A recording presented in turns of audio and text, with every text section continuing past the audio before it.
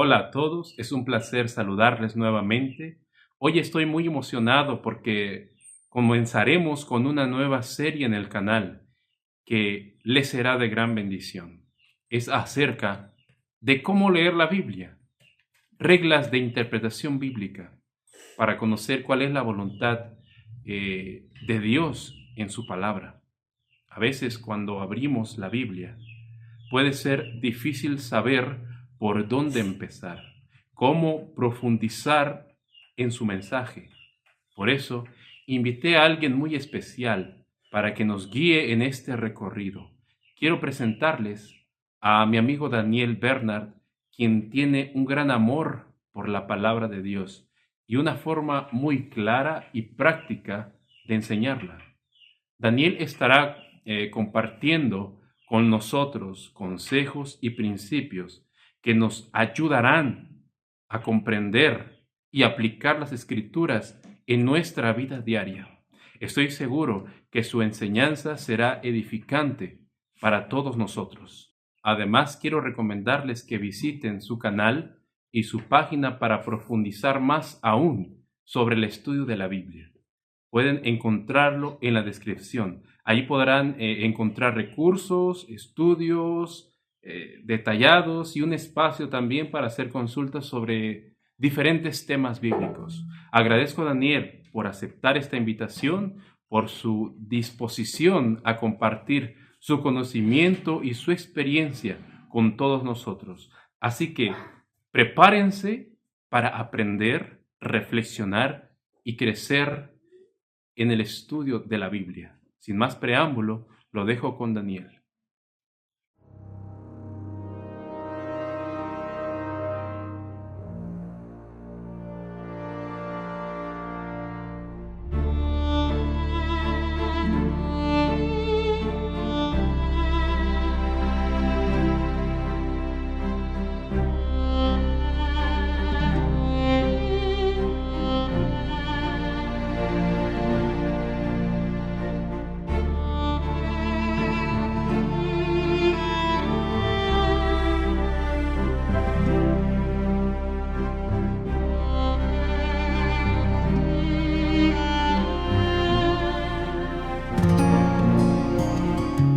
Hola Miguel, gracias por la invitación a poder participar de tu canal.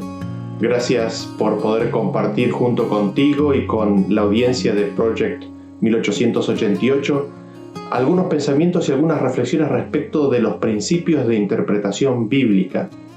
¿Y por qué hablar sobre esto? Y en ese sentido no puedo dejar de retornar a mi experiencia personal que quizás haya sido similar o sea similar a la de alguno de ustedes. Recuerdo que cuando tenía 20, 21, 22, 23 años, el Señor había salvado mi vida y buscaba reconciliarme con Él, buscaba entender y conocer su voluntad, y una de las primeras experiencias que viví era la de tratar de entender y conocer cuál es la verdad, dónde está la verdad. Y esto se hacía más difícil aún porque yo escuchaba de repente en un lado a una persona que decía, esta es la verdad, esto y esto consiste la verdad, y presentaba sus argumentos bíblicos y presentaba en forma convincente versículos bíblicos que parecían apoyar esa postura. Y después escuchaba a otra persona que decía, esto es verdad, y esta es la declaración de la verdad tal cual la Biblia la declara. Y lo interesante de todo esto es que esta persona también utilizaba versículos bíblicos para apoyar su creencia, y ambas posturas, me acuerdo claramente mi experiencia, eran totalmente contradictorias. Las dos no podían convivir simultáneamente y ambos lados sostenían sus argumentos con versículos bíblicos. Y me acuerdo que en esos momentos yo me preguntaba, pero ¿y cómo sé quién tiene la verdad? Si aparentemente los dos se basan en las Escrituras, ¿cómo se puede saber en dónde está la verdad exactamente de las cosas? Y me llevó un tiempo entender y comprender las cosas que estaban en juego dentro de esto, dentro de esta lucha y de esta dinámica de ideas, de opiniones, de creencias, de enseñanzas. Y de hecho, si nosotros nos remitimos al mundo de la cristiandad, por ejemplo, es un mundo muy heterogéneo. Consiste de muchísimas religiones y grupos religiosos, los cuales todos afirman creer y tener sus creencias basadas en las Escrituras. ¿Y cómo es posible que tengamos creencias tan disímiles unos de los otros? ¿Cómo es posible que pensemos tan diferente en ciertas cosas? Porque supuestamente todos nos basamos en la misma Escritura. Y uno, cuando ve el conjunto de la cristiandad, no puede menos que pensar qué confusión enorme que hay en este gran conjunto de personas, ¿no es cierto? Y no puede menos uno que asociarlo, ¿no es cierto?, al concepto que nosotros encontramos en las Escrituras de Babilonia, ¿no? Una confusión. Hay muchas voces en distintos lugares, todas clamando al mismo tiempo: este Jesús, aquí está Jesús, escuchadlo a Él, esto es lo que Él dice, y teniendo opiniones diferentes entre ellos. Y es habiendo atravesado y viviendo esta experiencia personal que finalmente me encuentro con los escritos de un predicador de mediados del siglo pasado, llamado Guillermo Miller, el cual presenta él principios claros de interpretación bíblica, principios para entender, o reglas que nos permiten discernir y encontrar y llegar a la verdad en las Escrituras. Y me acuerdo que en su momento, cuando las encontré, me dieron gran alegría y traté de empezar a aplicarlas. Sin embargo, era como que me quedaban un poco distantes. No me quedaba claro específicamente cómo hacer para aplicarlas, en primer lugar, y en segundo lugar me costaba presentarlas y enseñarlas en una forma clara y simple. Y después de algunos años de orar y meditar sobre este tema, llegué al punto en el cual entiendo que estas reglas que él presenta pueden resumirse, pueden presentarse en forma simple y al mismo tiempo completa si nosotros tan solo siguiéramos o respetáramos 5 principios o reglas de interpretación. Y en ese sentido me gustaría compartir con ustedes estos principios y estas reglas de interpretación, o estos principios que humildemente entiendo, si los seguimos en forma honesta y sincera hasta el final, nos permitirán no solamente conocer y entender la verdad, sino llegar a la verdad. Y es mi anhelo y deseo poder compartir este estudio con ustedes en una serie de presentaciones. Y quizás una de las primeras cosas que nosotros nos podríamos preguntar, bueno, ¿qué es la verdad? ¿Cómo se llega a la verdad? Pero, ¿qué es la verdad? Y si nosotros vamos a las Escrituras, encontramos que Jesús nos da 2 definiciones bien claras de lo que es la verdad.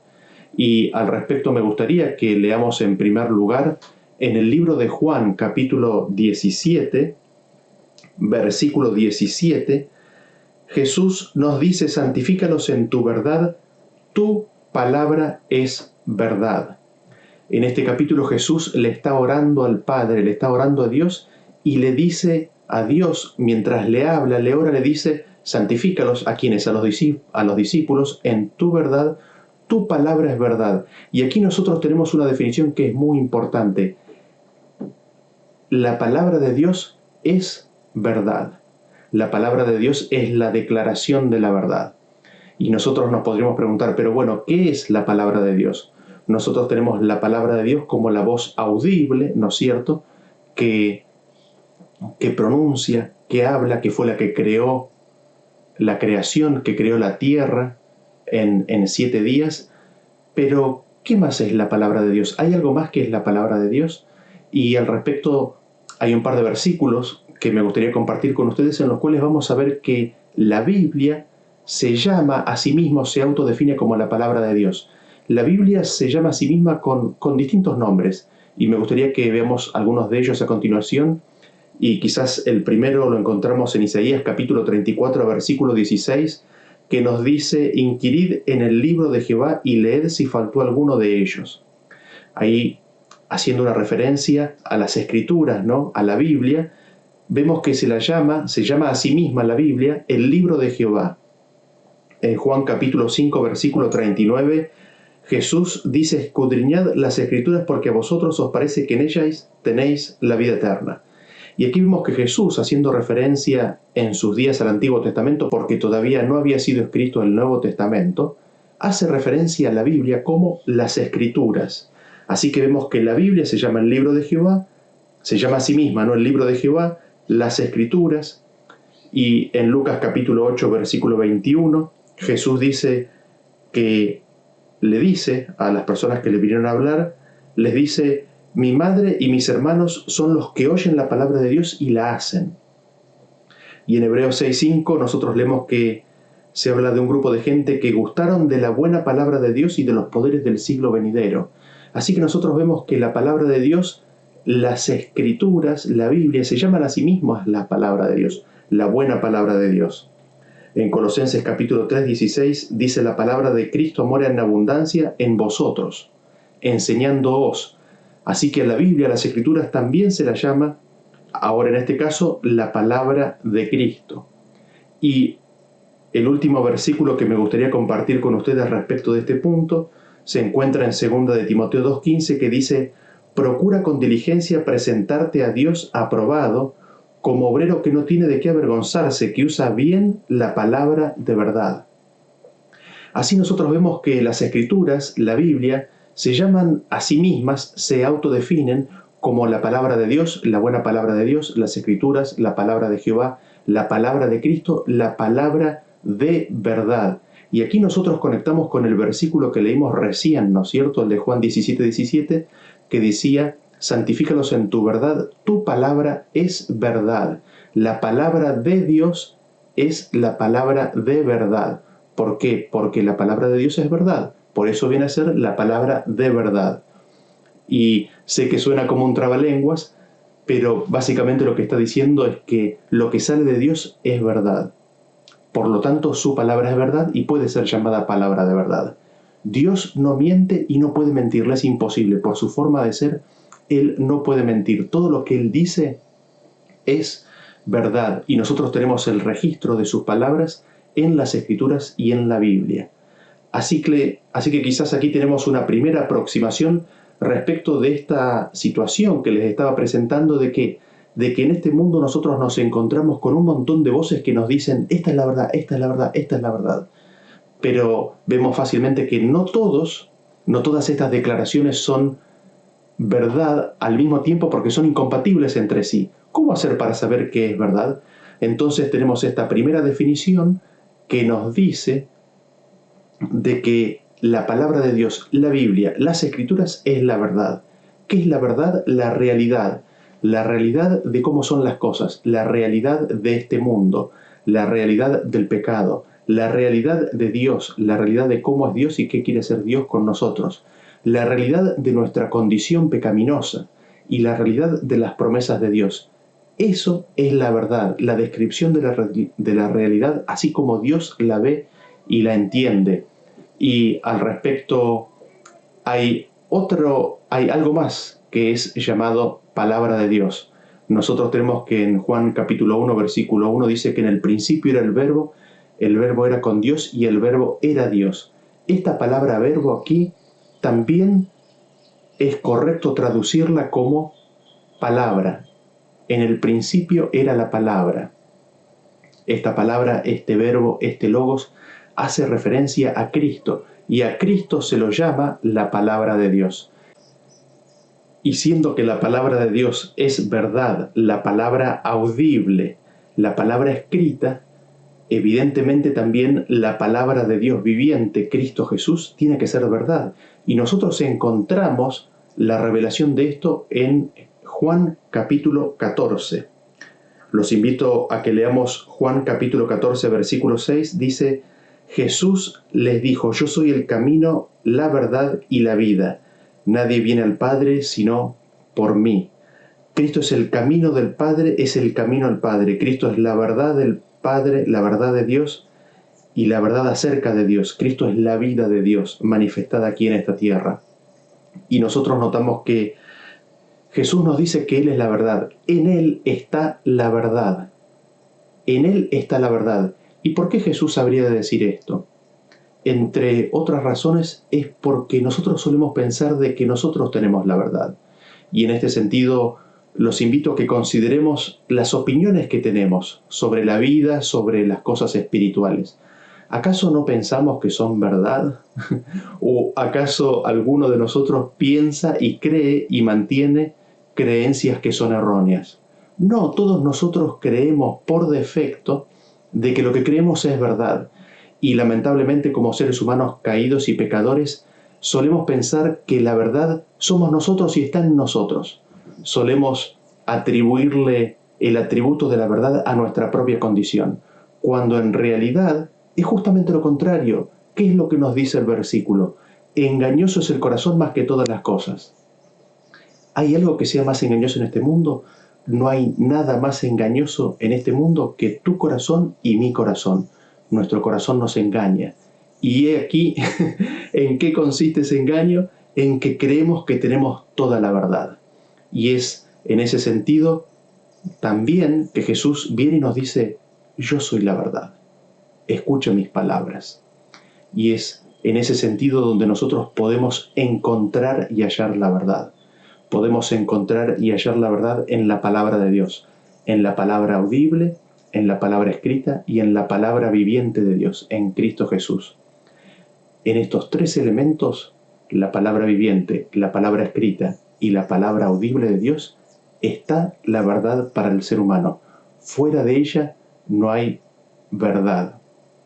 Y es interesante porque el versículo que leímos recién, el de 2 de Timoteo 2:15, nos dice: procura con diligencia presentarte a Dios aprobado, como obrero que no tiene de qué avergonzarse, que usa bien la palabra de verdad. Noten ustedes qué es lo que nos dice este versículo. Existe el riesgo de que tú y yo usemos mal la palabra de Dios. Y la oración de Pablo para Timoteo, en primer lugar, y en segundo lugar para ti y para mí, es de que nosotros usemos bien la palabra de Dios. Y la pregunta que naturalmente nos podemos hacer: ¿y cómo se usa bien la palabra de Dios? ¿Qué es lo que nos está diciendo Pablo aquí al afirmar de que, o al anhelar, al orar, de que nosotros podamos usar bien la palabra de Dios? Sobre esto me gustaría que compartamos, estudiemos y meditemos al considerar los principios de interpretación bíblica. Es en la utilización de estos principios que nosotros encontramos en las Escrituras que podremos llegar a utilizar bien la palabra de Dios.